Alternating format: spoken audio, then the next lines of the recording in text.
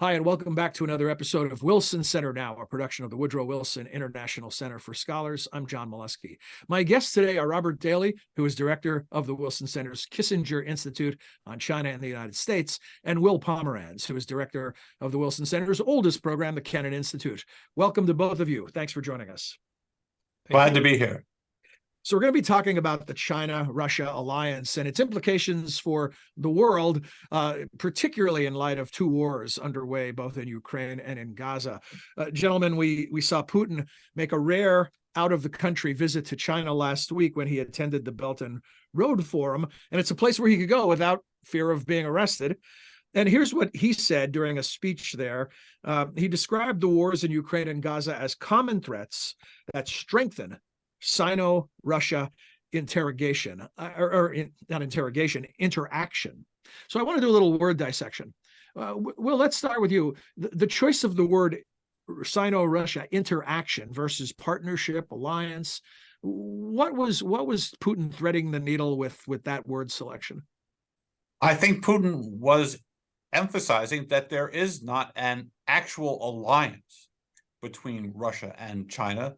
There's just a convergence of interests, and that Russia and China are in many ways talking the same talk in terms of a new global order or trying to change the economic system and so forth. But I don't think that there is an alliance. Indeed, I think that there is a general recognition that China basically follows what is in its own interests, and that Russia follows along. And Robert, speaking of threading the needle and acting in its own interests, China seems to be trying to have its cake and eat it as it relates to its relationship with Russia. Well, China's been fairly consistent. It shares with Russia, and we've talked about this before, a very strong desire not to have its choices shaped by the United States, and a strong desire not to have Western-led media define their country before the world. And that is pretty powerful medicine, and it overcomes in the short run the many sources of distrust in this relationship. And both China and Russia, singly and together, are getting a growing number of countries to go along, at least as it involves voting in the United Nations, that sort of thing, with standing against the United States. And I think that for now, that's really what we see. It's not a new order. This is being overplayed. It's an attitude. It's a loose coalition of countries that don't want to be pushed around by us, but it's not proposing new processes, new rules. As Will said, it's not an alliance. There's no formal treaty. So talk of a new order, I think, is premature. We have to keep an eye on that. But they're not there yet. But on the other hand, China wants to be viewed as a responsible world citizen that can do business in countries around the world, including countries that are highly critical of Russia's invasion of Ukraine. So that's what I was getting at when I was talking about the have your cake and eat it or thread the needle. How does China see it that way? Do they see a need to keep Russia at semi-arm's length while still supporting their attitude toward the United States? Well, it hasn't been a no-limits partnership. China still hasn't provided large amounts of lethal aid to Russia, although it buys a lot of Russian hydrocarbon and it sells drones and spare parts and semiconductors. They're really integral to what China is doing in Ukraine. It hasn't backed Russia wholly yet because it doesn't feel that it has to. And it's still quite comfortable that its wealth, its trade relations, its infrastructure lending around the world is going to bring other countries to it, such that it doesn't really have to be consistent. It would reject that it's having its cake and eating it too. What it is in fact doing is that all countries want to have trade and want to have good relations with China. That's the through line from Beijing's point of view. And Will, from Russia's point of view, if you look at the press, the global press after the Belt and Forum or Belt and Road Forum, I saw a lot of headlines that essentially were saying Russia seems content to be a junior partner to China. It was much of the coverage was putting Russia in an almost subservient role. Is that a good place for Putin to be? Does that serve his needs currently? Well, Putin and Russia never wants to be a junior partner to anybody. So it isn't really a good place for Putin. But what really was manifested at the Belt and Road Forum was that Russia really came away empty-handed from that forum. Putin did not get a deal on agriculture. He did not get a deal on the Power of Siberia gas pipeline. He really didn't get very much, other than he was, as you noted, able to get out of the country without fear of arrest. And for Vladimir Putin, that's a real win. But I think that Putin and Russia basically was not a real part of this anniversary. It hasn't really engaged a lot in the Belt and Road Initiative. And I think that Xi and China basically tolerated Putin and gave him some publicity, but they really didn't give him what Putin wants. Indeed, from my perspective, the most important and most fruitful meeting at the Beijing Forum was Putin's meeting with Viktor Orban, because he then again emphasized the ties to Hungary and the ability of Hungary, therefore, to be a thorn in the side of the EU. So that leads me to the question of how do these countries see each other then? If, as you say, Putin doesn't want to be a junior partner to anyone, does Xi view him as such? And are they necessary evils? Are they equals? Does Russia view itself as an equal to China? I doubt that China views Russia as equal to it. So how do they view each other? Do we have any insight into that? Well, I think that they view each other as pursuing similar tasks, but as we've mentioned before, not in an alliance. So they are, as Robert said, they are critical of the West and Western institutions. They want to talk about a multipolar world, and yet they can't define what it is, and they don't have the economic skills, quite frankly, to pursue that. So they have a common goal of criticizing the West and identifying new partners. But the most recent attempt to do that was at the BRICS Forum, where they're introducing six new partners, but they are not really global powers. And at least one is a global pariah, which is Iran. So I don't think, whereas they are talking about some sort of loose confederation or so forth, I don't think that they are actually pursuing similar interests, especially because China has much more at stake in terms of its global economic influence than Russia. Robert, how does China view Russia? Is it instrumental for them that they can use Russia for their greater goals? Or do they see some real sympathy with Russia? Do they share some real sympathy with Russia? What do we know? China is definitely in a stronger position and is something of a big brother to Russia at this stage, and that is a reversal of the historical relationship that obtained, in 1921 when the Chinese Communist Party was formed until the Sino-Soviet split in the late 1950s. But China also needs Russia, and they need Russia because they believe they face an existential threat from the United States.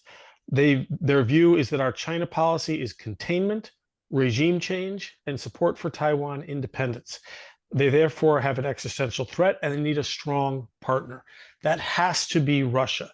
So even though China has the upper hand in things like, deciding what the price is going to be for Russian oil, and China is free to really treat Putin as a prop at this latest meeting in Beijing, they still need a strong Russia.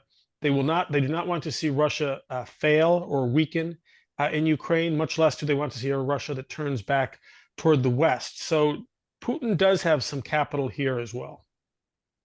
I wonder about this notion of Russia weakening or not. Go back to Obama infamously talking about a gas station with nuclear weapons, and he wasn't the only or perhaps the first to say that.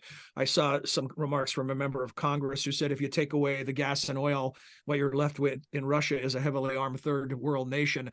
With all of that in mind, could you give us our thoughts from the perspectives of the two countries? And Robert, what I would ask you is about, as at some point does Russia become almost ball and chain to China's greater ambitions to be the dominant economy in the world? And what I would ask you, Will, is there any vision beyond Ukraine for Russia to do something more than just be a gas station with nuclear weapons? I don't think that China sees Russia as a ball and chain. You asked earlier how these countries see each other culturally. Yeah. And to a considerable degree, China views Russia with disdain, civilizational disdain. So similar to the way that it sees India, it thinks that the Russians got it wrong in going for perestroika and glasnost first, rather than going as China did for the reform of its economy. And they don't view Russia highly. They're not very interested in it. But there is genuine interest and liking for Putin as a strongman, not just from Xi Jinping, but more broadly within China. And I think that China does see Russia as playing an important, if undefined, role in what it hopes to gradually stand up as something like an alternate world order. Now, this remains very unclear. Will was saying they were seeking new partners for the BRICS in South Africa. Partners in what? To what end? This is never spelled out by China, and yet piece by piece, vague, purportedly meaningless institution by institution, the Shanghai Cooperation Organization, BRICS, which was originally just an acronym. China's begun to put a little bit more meat on those bones and has begun to get a little bit more support in what we are somewhat hesitantly calling the global south. So even though this is vague and it doesn't look like an order yet, it is something that we shouldn't simply sneer at. We have to watch their joint moves very closely. Well, Will, China certainly shows that it has things to offer economically in the Belt and Road Initiative and other ways. Russia, on the other hand, doesn't have the same kind of pocketbook with which to operate. So your thoughts on what Russia brings to the table in this regard in the long term, and if there is any vision from Vladimir Putin other than survival of the current crisis? I think Putin is mainly concerned with surviving. I agree. And so I don't think Putin really brings a lot to the table that he can negotiate with China. Indeed, I often wonder, because of the sanctions on Russia and the growing economic weakness of Russia, whether that is in China's interest as well. They haven't really propped up the Russian economy. The Russian economy is in very dire straits on a whole bunch of issues. There are gas shortages in a country that is a gas producer. They have deficiencies in spare parts, in access to Western technology.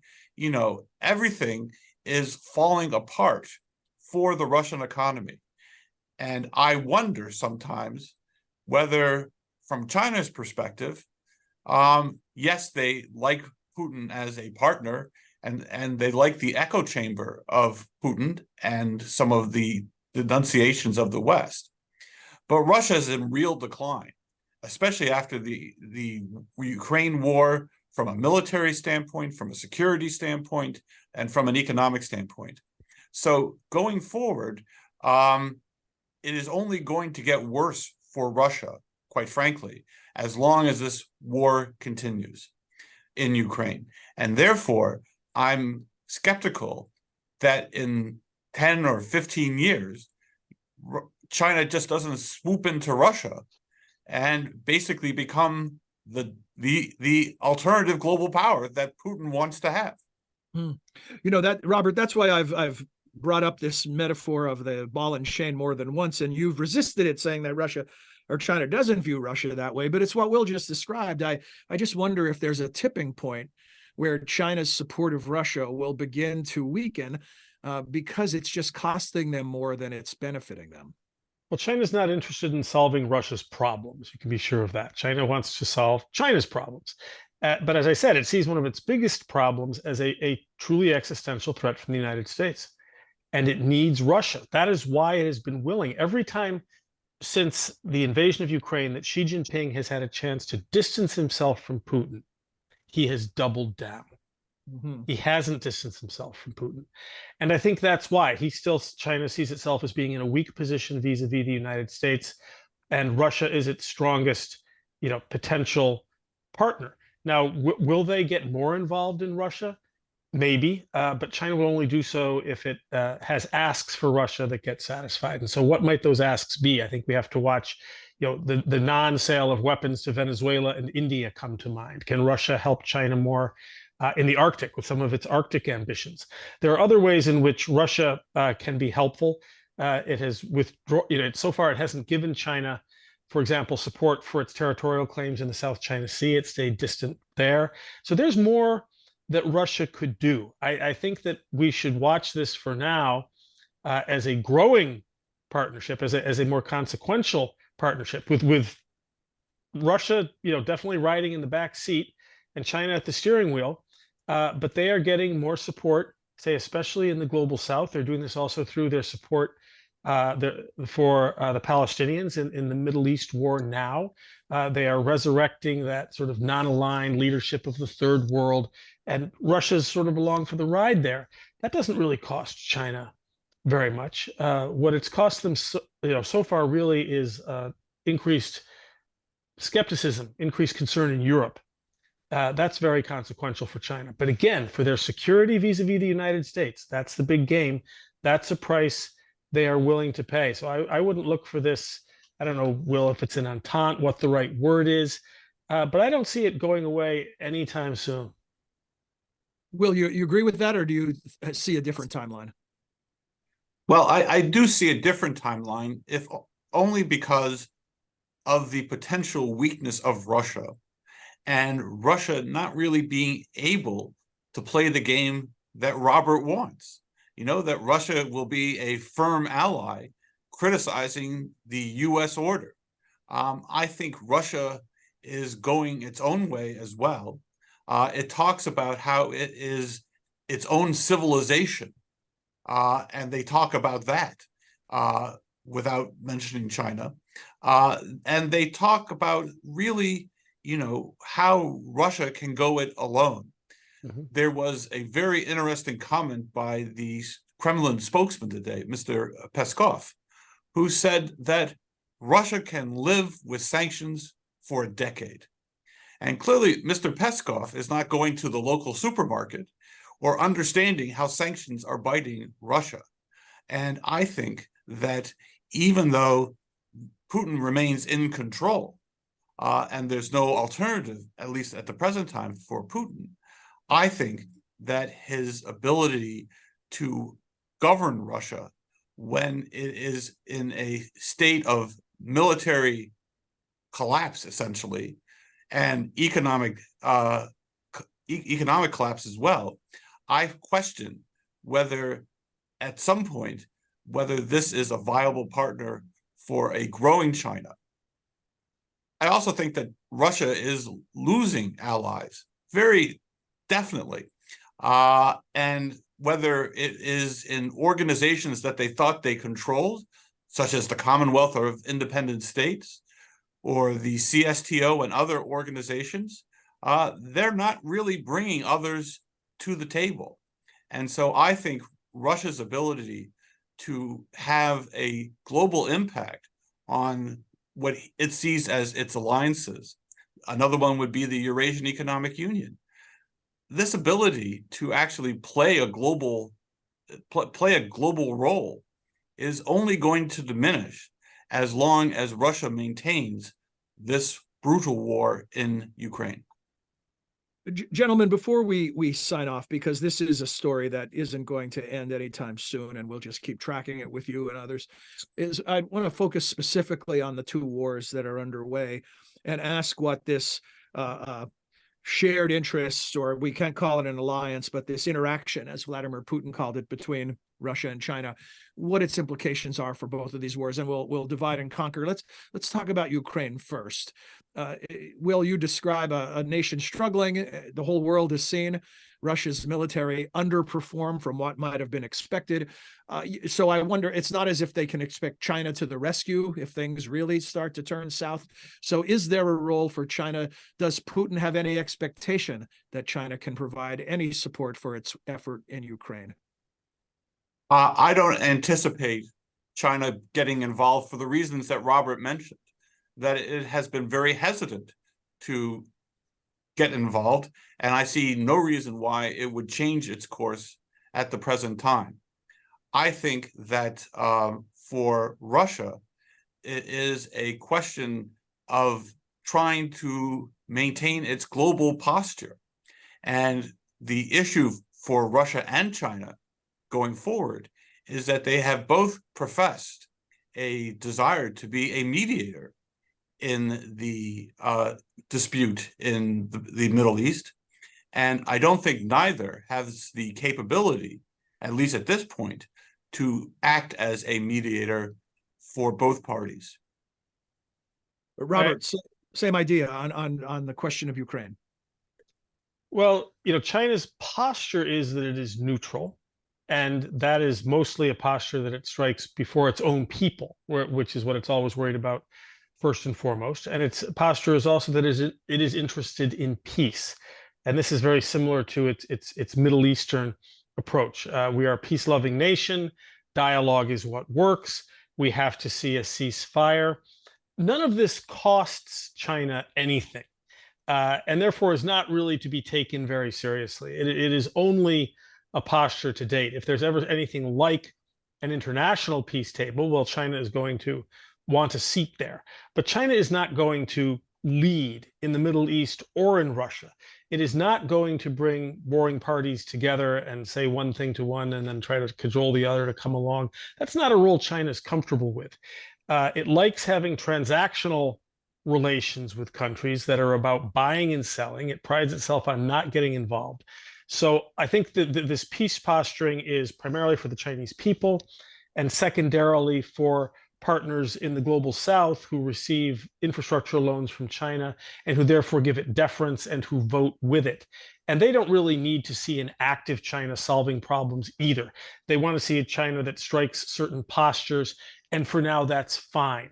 For now, for China, the appearance of a growing order, the appearance of mediation, the appearance of Russia as a viable partner, that'll do. That's all they require for the time being in all of these cases. It's not like they look for real assets from Russia in a month-to-month way. And they're not trying to get real gains from Ukraine or the Middle East either. It's just these provide opportunities for them to present themselves to a domestic and global audience in a certain way. So whatever China's vision ultimately is, Robert, what you're saying is that it doesn't include replacing the United States in that role of the so-called indispensable nation and becoming involved in all of these scenarios as a mediator or playing some other role. I think this is something that we've learned over the past several years. We had been concerned that China wanted to stand up a comprehensive global order to replace what we call the order that exists. And that's clearly not it. They want to stand up something side by side with equal legitimacy that gives options to and cover for some members of the global community, but they're actually not looking to supplant entirely the order that has been set up by the United States and its allies since World War II. And he's pretty preoccupied with Ukraine, but will Putin attempt to play any role in the Middle East? I don't think he really has a role to play. I don't think they view him as an honest broker, and I don't think they view him as a proponent of peace. Clearly, that has not been the case in Ukraine. So I think the idea that somehow Putin emerges as a peacemaker in light of all the atrocities that have occurred in Ukraine is really not one of his options going forward. Well, Robert, as you've reminded us a number of times, there is no new world order replacing the old world order, but it's sort of a project in progress, and so we'll see where it all lands. Any final thoughts, gentlemen, before we sign off? I'm feeling as if, you know, we've bounced around a bit. There's so much to talk about, and I don't want to leave any important thoughts on the table if you have any others to share. Well, the only other issue that is coming down the pike, as it were, for Putin and Russia is an attempt to hold Russia accountable for its war in Ukraine.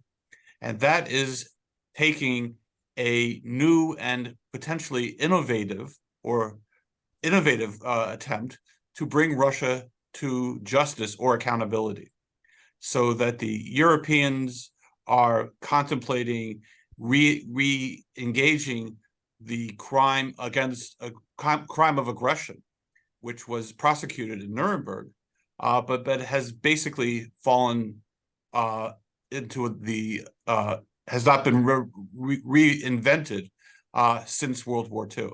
So no one has used that charge, but there are attempts in Europe to upgrade the notion of crimes against humanity and crimes against peace.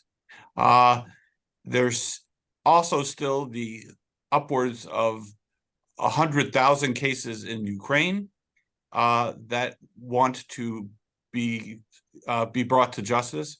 And finally, there is an attempt in the U.S. Senate and other countries to hold Russia accountable by requiring that Russia pay reparations for its crimes in Ukraine.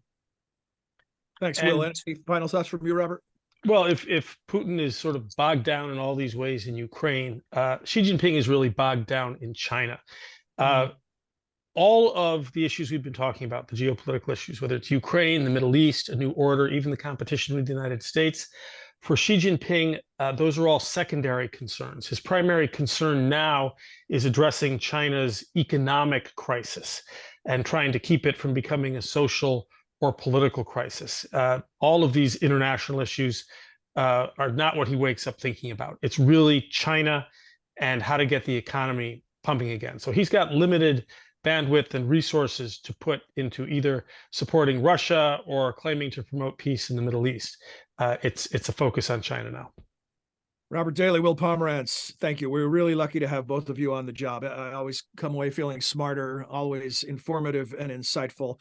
Look forward to speaking to both of you again. Thanks for joining us today. Thank you. Thank you. We hope you enjoyed this edition of Wilson Center now, and that you'll join us again soon. Until then, for all of us at the Center, I'm John Molesky. Thank you for your time and interest.